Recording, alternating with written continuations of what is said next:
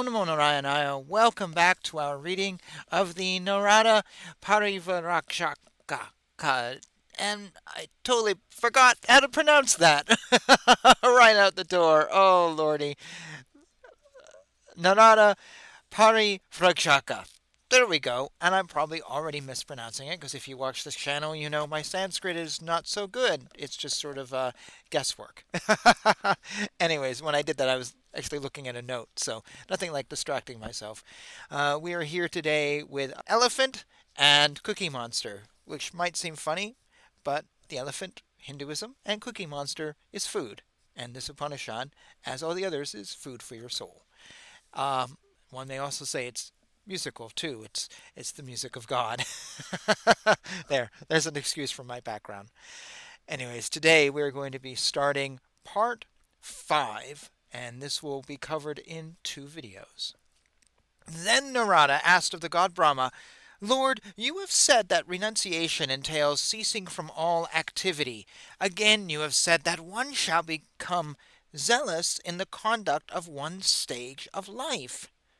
Then the god Brahma replied, To the embodied being there are 4 stages of waking, dreaming, sleeping, and the 4th stage, Turiya.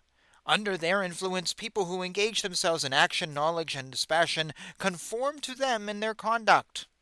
Narada said, If this is so, Lord, how many kinds of renunciation are there?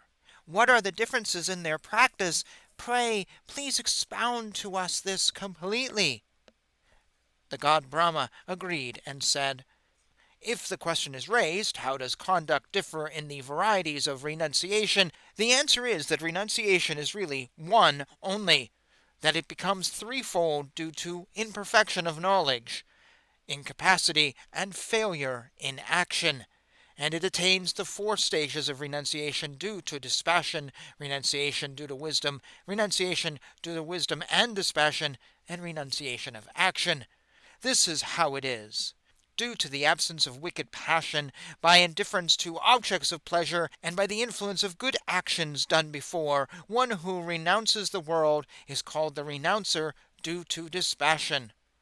Due to the knowledge of the Shastras, withdrawing from the phenomenal world, by listening to sinful and auspicious experiences of the world, desisting from all the world composed of anger, jealousy, intolerance, egotism, and pride, discarding bodily inclinations such as desire for wife, desire for wealth, and desire for worldly glory, excessive regard for the Shastras and public esteem, considering all these common things to be eschewed as vomit, endowed with the 4 disciplines. He who renounces thus alone is a renouncer due to wisdom. Having studied all scripture in due order, and experienced all worldly life, one who, influenced by wisdom, come dispassion, and deep meditation on the self, becomes an unclad ascetic, is the renouncer due to wisdom, come dispassion.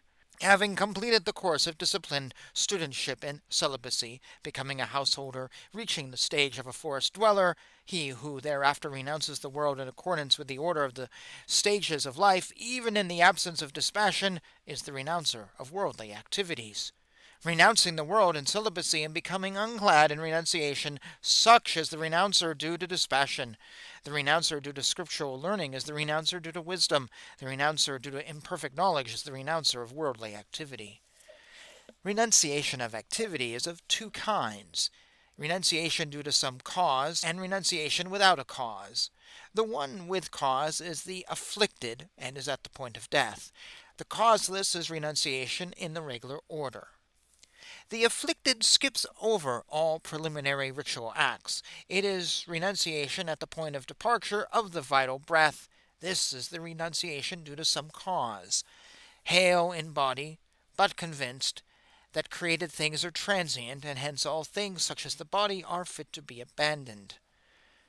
The individual soul, non-different from Brahman, pervading pure ether, the sun, remaining in the sky, the fire that rests in the altar of the universe, the guest residing in the house of the sacrifice, residing in men, dwelling in the superior gods, resting in truth, residing in the sky as the sun, born in the waters, born on the earth, born as sacrificial truth, born in mountains as rivers. Thus, truth is truly great. convinced that everything other than Brahman is transient, and as a result he renounces that renunciation is renunciation without cause. Renunciation is of 6 kinds: Kutichaka, Bahudaka, Hamsa, Paramahamsa, Turiya Tita, and Advadhuta.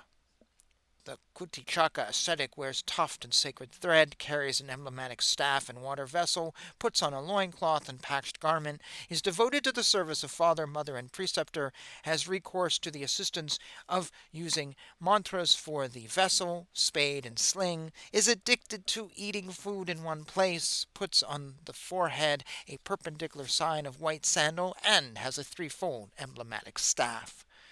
The Bahudaka ascetic wears tuft, etc., and patched garments, puts on the forehead a mark consisting of 3 horizontal lines of holy ashes, looks on all equally like the Kutichaka, and subsists on 8 mouthfuls of food gathered from different places like a bee. The Hamsa ascetic wears matted hair, puts on the forehead a horizontal mark of holy ash or a perpendicular mark of sandal, subsists on food gathered without predetermination like a bee, and wears a loincloth and a piece of cloth covering the mouth. The Paramahamsa ascetic wears no tuft or sacred thread, subsists only on food taken at night and gathered from 5 houses, has his hand serving as an alms bowl, wears a single loincloth and a single garment, carries 1 bamboo staff, or wears a single garment, smears holy ash all over the body, and renounces everything. The Turiya ascetic is cow-faced.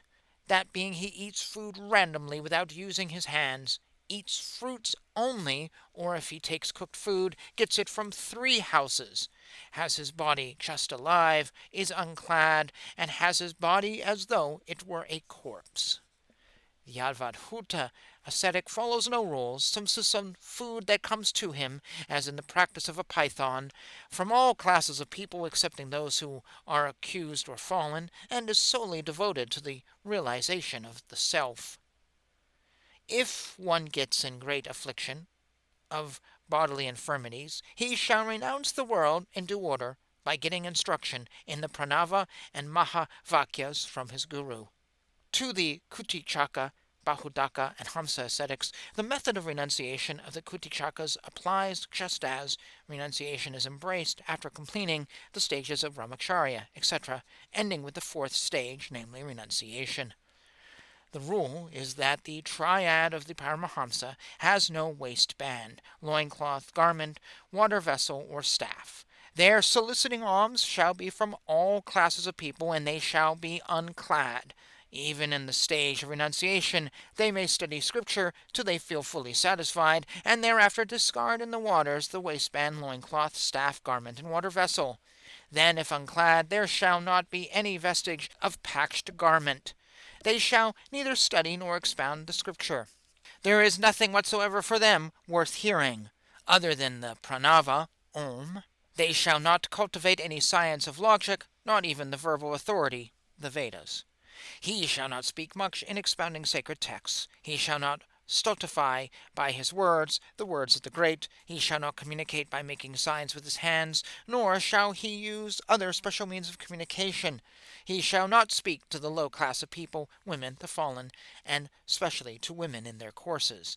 To the ascetic there is no worship of the gods, nor seeing the deities during festivals, nor any journey on a pilgrimage. Again, the different kinds of ascetics. In the rule relating to the Kutichaka, the receiving of alms is from 1 house. To the Bahadaka, it is at random, as in the case of a bee gathering honey. To the Hamsa, it is 8 mouthfuls collected from 8 houses. To the Paramahamsa, it is 5 mouthfuls from 5 houses, the hand being the alms bowl. To the Turiyatita, the food consists of fruits put into his mouth.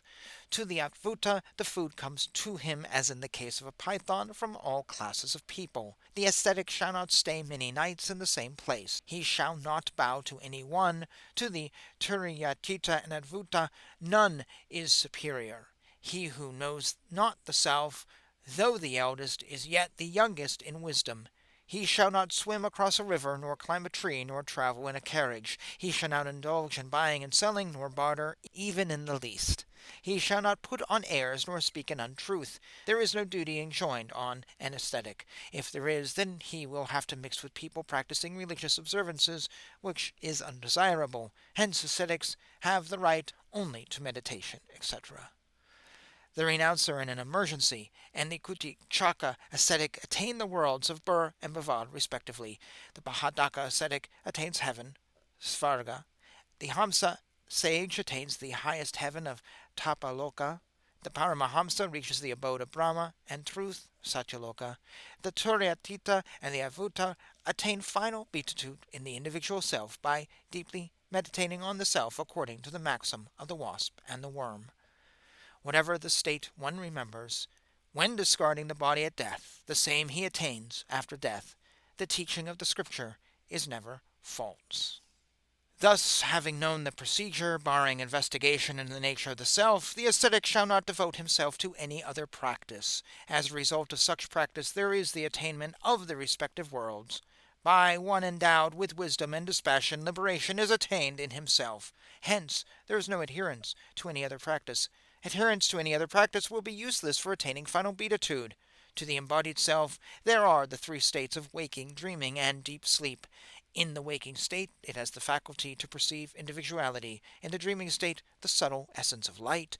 In the state of deep sleep, intelligent, dependent on individuality. Due to the difference in the state, there is the difference in the conditioned Lord. For the difference in effect, there is the difference in the cause. In these three states, the material cause for such differences is the external and internal activity of the 14 sensory organs. The mental states are four: the mind, intelligence, ego, and the heart. There is a clear difference in practice due to the difference in the activity of the mental states. And thus we are going to pause here. That was verse 24 out of 66.